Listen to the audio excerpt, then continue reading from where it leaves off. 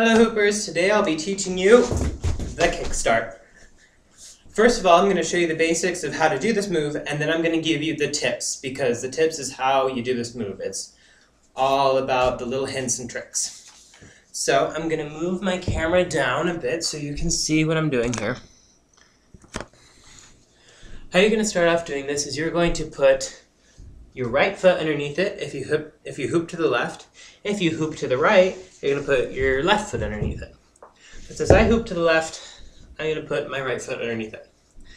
Sometimes people, well most of the time, people tend to start with their hoop behind them, like this, and try and start it from here.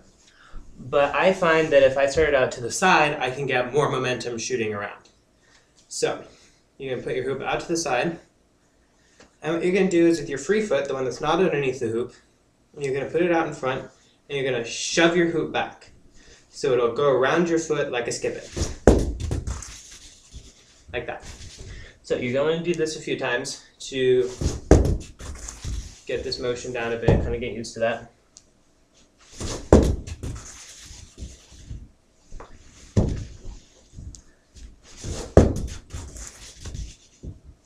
Alright, and once you feel like you have that, you can go up to the next part, which is where you will kick it up.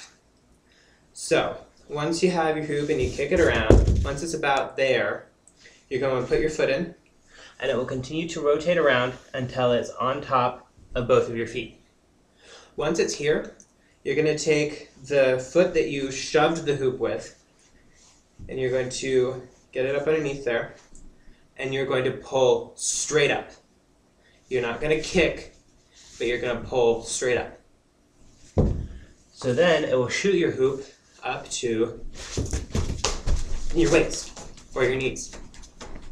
So that is the basics. So next thing I'll teach you is some of the tips.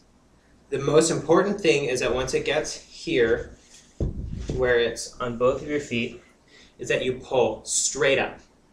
A lot of people will have the problem of they will either try and kick it out, or they will try and pull it to the side while they do it.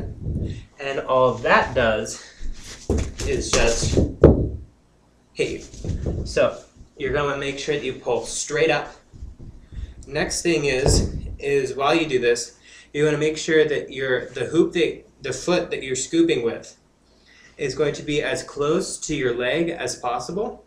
So it gets nice and close and it comes straight up. So that is the two big key points while learning this. That will help you a ton, because if you're not doing that, then you're not going to do it right, and it's going to be really frustrating. The next part about learning this is patience.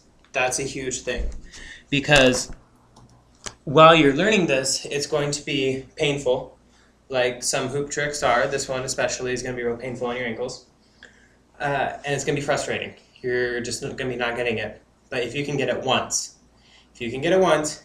you will be able to get it again. So if you can just get it once, then go for it. Just keep on going. So, another thing is that there are a whole bunch of variations to this. I tend to like to shoot it up to my waist. I can shoot it up to my knees, but I prefer my waist simply because it's harder to get it up to your knees and then up to your waist. So I just like to bypass the knees and just shoot it straight up. But if you like the knees, then go for the knees, hoop there. So there are a whole bunch of different ways to do this. I've seen people shoot it up to their chest, so whatever works for you. Now, something else while learning this trick is you can get some pain with different tricks, but this one especially is really hard on your ankles, especially the one that the hoop is rotating around. So a few tips on helping that are take breaks often. And some people just fight through it and just do it. Other people need to take breaks, leave it for a few days, come back and try and learn it again. And there are a whole bunch of tips and tricks, like I am wearing a rolled up handkerchief around my ankle to give it some more padding. A lot of people, especially girls, will get flat-soled boots that come up mid-calf or to their knees, which gives them enough cush to do it. So you have something like Uggs or whatever, then that will help a lot. It'll get some cush. And I've actually had people tell me that they bought these shoes just to learn this trick. So ice padding, you know, basic whatever. I have a friend who wrapped a washcloth around her ankle, so that's kind of how I stole the handkerchief I do. So be patient. If you can do it once, you can do it again. And take breaks if you need to, you know, really take care of your ankles while doing this, so because you don't want to hurt yourself. So that is, see if I can do it, the kickstart.